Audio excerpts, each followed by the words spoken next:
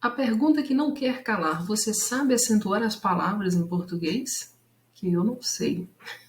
Mas em espanhol você vai saber, porque é muito mais fácil que em português acentuar a palavra em espanhol. Primeira coisa que a gente precisa saber para acentuar a palavra é qual é a sílaba tônica dela e depois classificá-la de acordo com a sílaba tônica. Até aí, tudo beleza, né? Você vai ver que é muito tranquilinho. Então, el acento de las palavras. El acento é a sílaba forte, né? Toda palavra tem uma. As palavras em espanhol, assim como em português, estão formadas por sílabas. Então, a gente tem aqui ben, que é uma palavra, verbo venir em espanhol, uma sílaba. Hoja, 2 sílabas, hoja. Cocina, 3 sílabas, cocina. Ah, lembra de como é, o que a gente faz para descobrir quantas sílabas tem? Ah, cocina, batendo palminha, tá? Para descobrir a sílaba tônica é outra técnica. Ordenador, que é esto que temos aqui, 4 sílabas. E temos más el impresionante com 5 sílabas, ¿ya? Entonces, los monosílabos en español tienen una característica especial. Vou mostrar para vocês qual é, tá? Bom, todas as palavras têm um acento, né? O acento, na verdade, é a sílaba tônica. Uma das sílabas, que é a tônica, se pronuncia com mais intensidade. Então, olha só, aqui, ó, os monossílabos, como só tem um, né? Vai ser sempre ele mesmo. Yo, sofá, semanal, reprodutor, destornillador, que é a chave de fenda. Como é que eu descubro a sílaba tônica? É só chamar a palavra. Sofá, semanal, reprodutor. A sílaba que mais se alonga é a forte. Olha só. Ellos, domingo, controlada, maravilhados. Percebe aí? Então, na hora da prova é só gritar a palavra. Grita não, tá? Só grita assim no pensamento. Olha só, sábado, políticos, frigorífico. Quítaselos, regalándoselas. Então aqui, ó, eu tenho a última sílaba tônica, tá vendo? Todas essas palavras. Aqui a penúltima sílaba é tônica.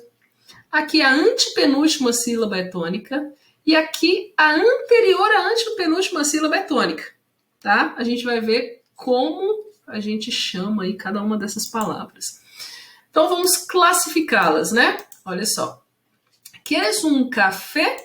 A gente tem aqui a palavra café, que tem a sílaba tônica na última sílaba, e a essas palavras a gente dá o nome de agudas, tá? Seguinte, los novios están bajo el árbol. Árbol é um exemplo de palavra grave ou llana, ou seja, a sílaba tônica é a penúltima. Aqui, Mariana está hablando al teléfono.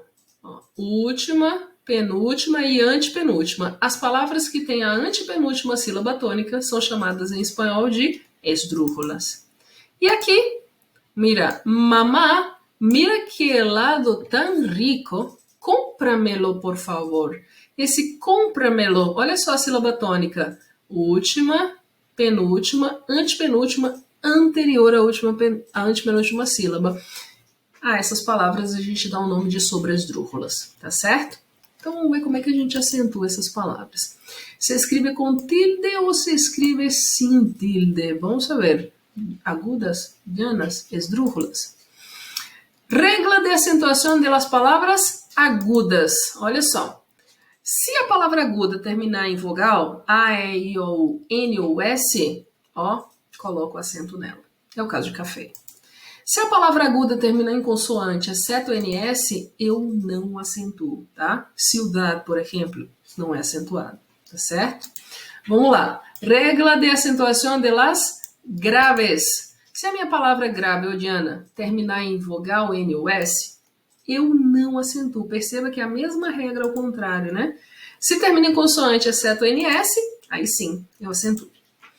Regla de las esdrújulas e sobresdrújulas. Essa aqui é moleza. Olha só. Todas são acentuadas. Todas llevan la tilde. Tá? Telefone, cómpramelo, médico. Ok?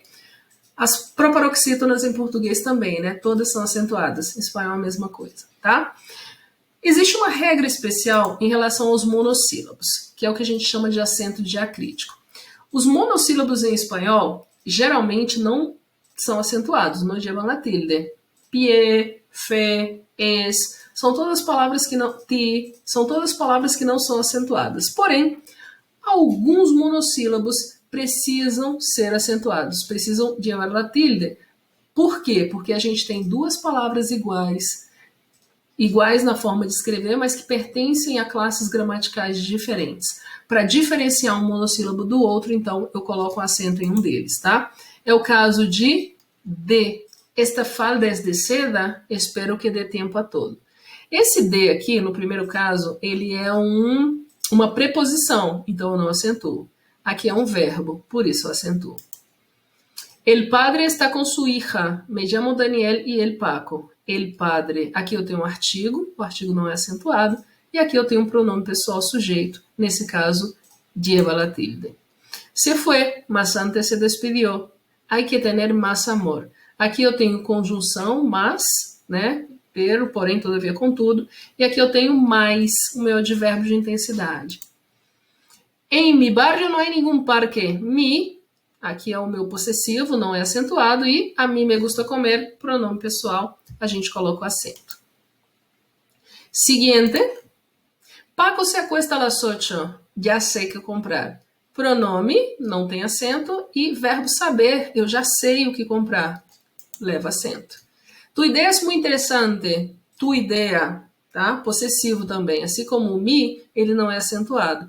E aqui é o pronome sujeito. Tu sempre queres regalos. A que hora te acuestas? Neste caso, te, que é um pronome reflexivo, não é acentuado. Prefiro el té al café. Aqui é o chá. Então, quando se refere a chá, a gente coloca o acento. Todos foram à fiesta a um José. José a um não é chegado.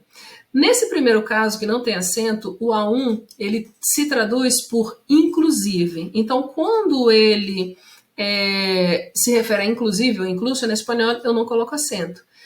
José a um não é chegado. José ainda não chegou. Então, quando o meu a um é o mesmo que ainda, em espanhol existe a palavra todavia, aí eu acentuo, tá? Então, são essas palavras, esses monossílabos que serão acentuados. Por quê? Somente para diferenciar um do outro, tá certo?